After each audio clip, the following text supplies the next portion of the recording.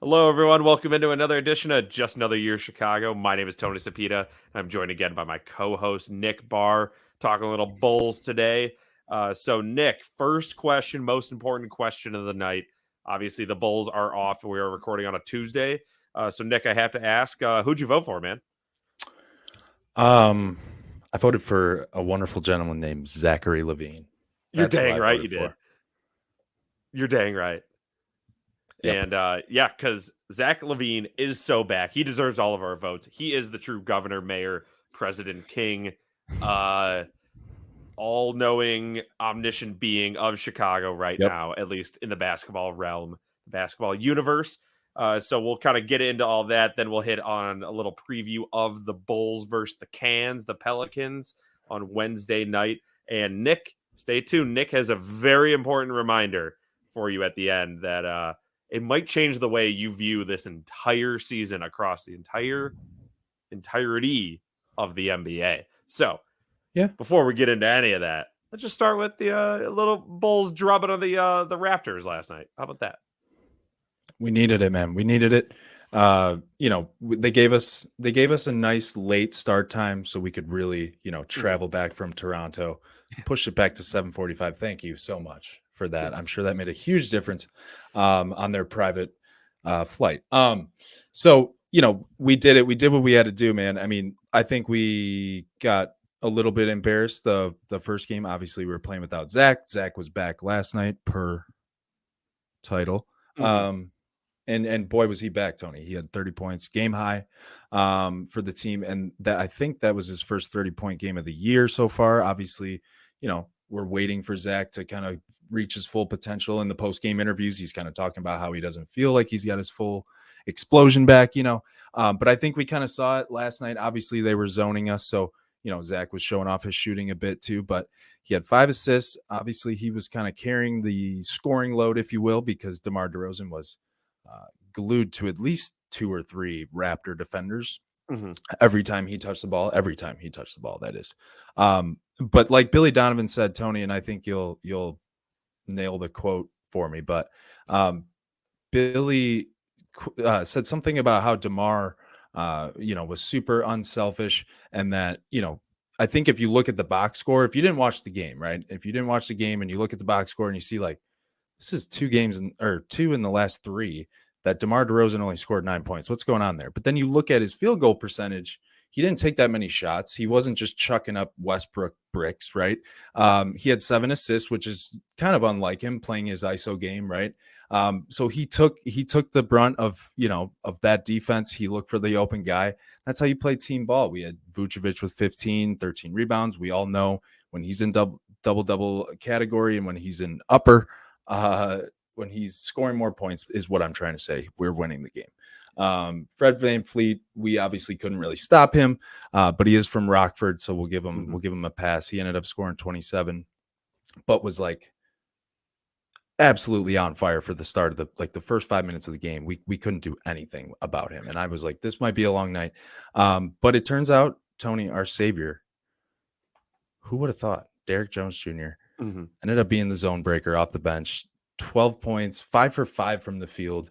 He just gets those clutch dunks, and it rallies the troops too, especially when you're playing like a little bit of a slowed down game, right?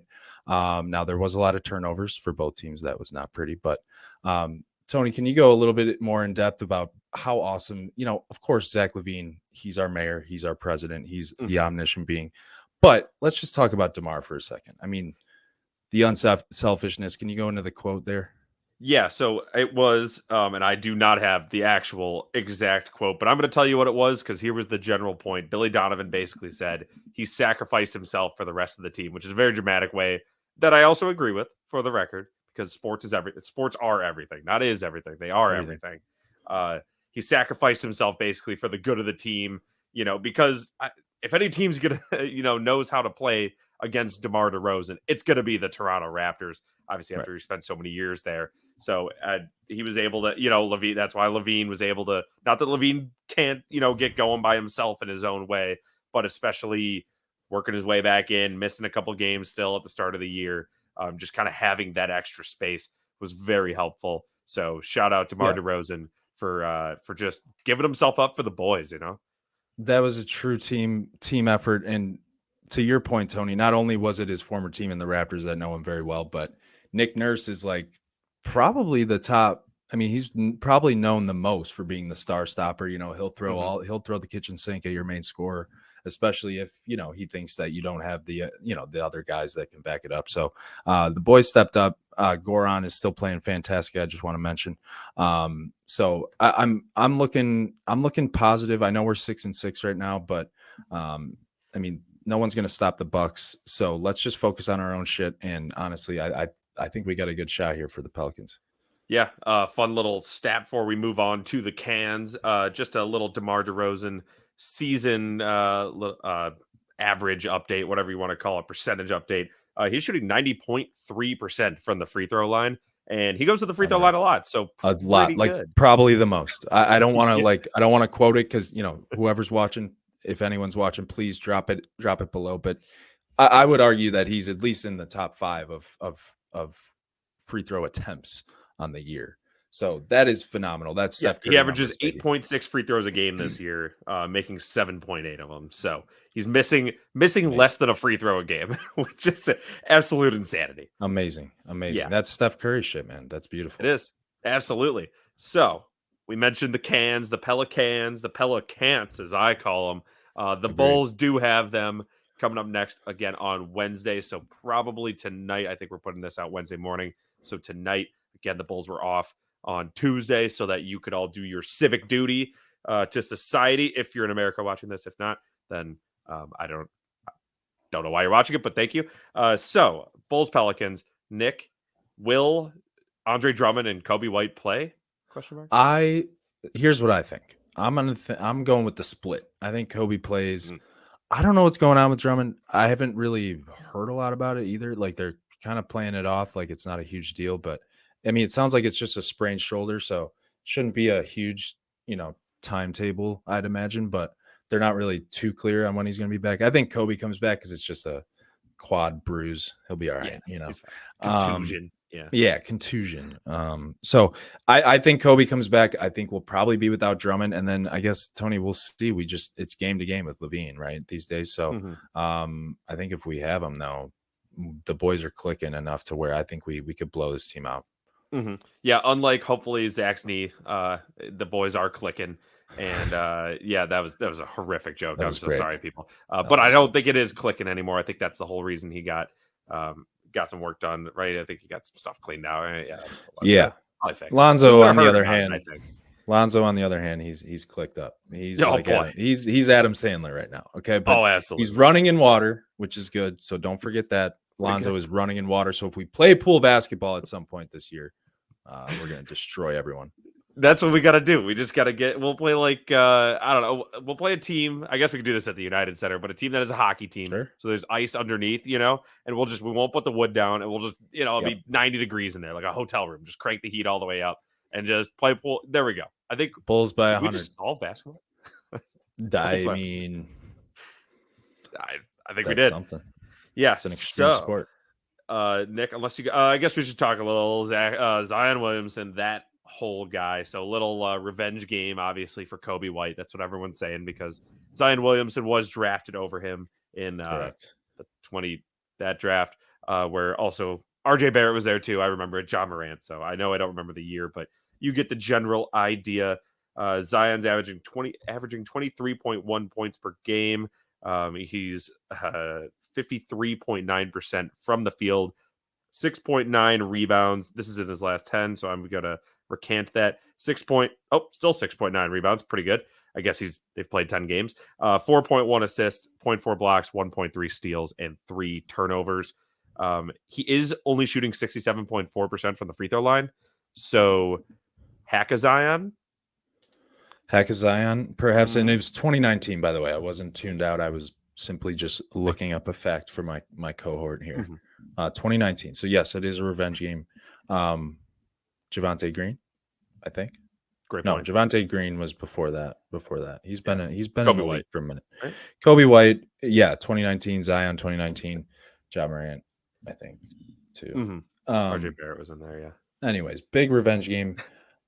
Zion's playing all right, but yeah, I wouldn't mind seeing a little hack of Zion. Just play with Mhm. it because I'll Yeah. be honest with you, we're not the most physical Mhm. team around. So if he does get in his bag, it's not going to look great. A lot of and ones, and that just Yeah. really that deteriorates the morale like nothing else. Mhm. Nothing's worse than like a dunk and one to just shit on your morale for the rest of the night. So, Especially they but got Valanciunas, who's gonna obviously be he can on get Vucevic. physical.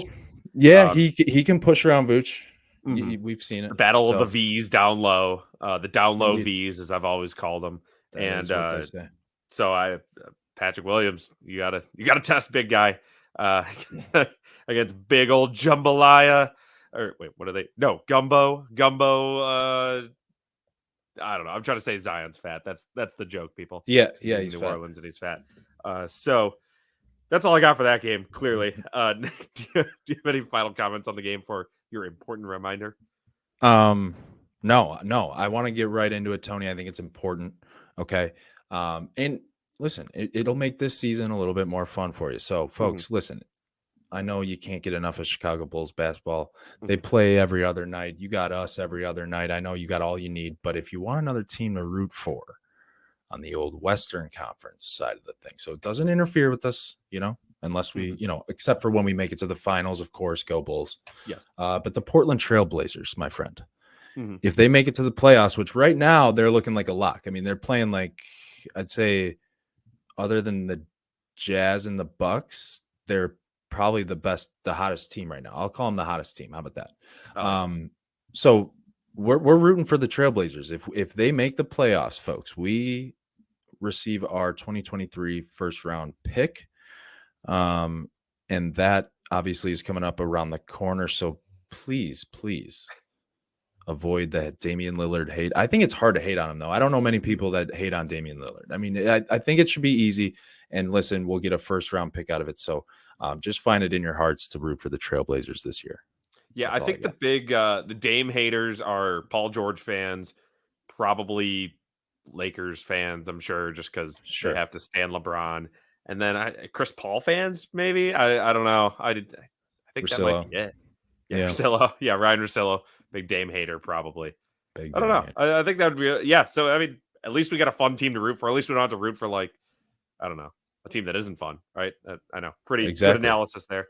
But At least it's not the Pelicans at after least they're it's going not to the get cans. Yeah, smashed. The that cans. would I be should. kind of a funny situation if at the end of the year, Bulls have obviously the first seed locked up. We're 40. We're 81 games above 500 or whatever, and Yeah. and then we get like the last game of the season's against the. I haven't looked ahead, so I have no idea. I know. Great again. Great analysis here. But if the last game of the season's against the Trailblazers and they have to win to get in, and we only play Patrick Williams. I'm not no he's the only one on the court. 1v5, and it's just we're like, hey, we want to rest our guys. We think he needs a little more run, and they just blow us out, and we It's get their fine. pick. Yeah, That's fine. I mean, that's like, that's what I'd do if I was Billy Donovan. yeah, I mean, that's if we had to play one guy and he had to guard everyone. I mean, Hmm. P. Will is the only guy that can guard all five positions. Let's be honest. That's a great point. Great point. So little Yeah. little little nod to P. Will. Listen, ignore my tweets if I ever tweet poorly about him. I've actually been very pro Patrick Williams, but Okay. I truly I've been digging this though, and my Hmm. opinion is very important in the Bulls community. I've been digging Yeah. him coming out. He shot like two in a row from the top of the key. I think it was 2 games in a row too where he scored our first bucket. Don't quote me on that, but I'm pretty sure. So this was like my whole worry with him is that he was just going to be like timid forever because he's like, oh shit, I'm really not that good. I'm 23 now. Maybe I should be better than this. But I'd say he's on the ascent. Now, I don't think he will be Kawhi Leonard, Hmm. but I still think Patrick Williams has a huge piece on not only this Bulls team, but the league of the National Basketball Association. Wow. So just Yeah. remember that. Official take by Nick Barr here. He's He a good player. Patrick Williams will not be Quote Kawhi me. Leonard, but he won't be that bad. Is what it sounds like. So That's exactly just right. shooting right in the middle, shooting the needle string through a needle. How about through a this? pinhole. He could be at this rate if he keeps ascending. He could be a sixth man of the year candidate every year in Mhm. his career. I think. I don't Wow. think he'll be a starter his whole career, though. We'll leave it at that. Sure. Threading the needle is the sick phrase I was going for there. Idiom, potentially. I don't know. So, Nick, any final comments before we wrap up here? No, I think it's best that I no longer talk. Yeah, no, that's fair. Everyone, get in your time machine, go back to Tuesday and vote. So with that, that'll do it for this episode of Just Another Year Chicago. My name is Tony Sapita. I don't actually care if you vote or not. Thank you again to my co-host, Nick Barr. Thanks for tuning in, everyone. Till next time, Bulls fans, keep seeing red.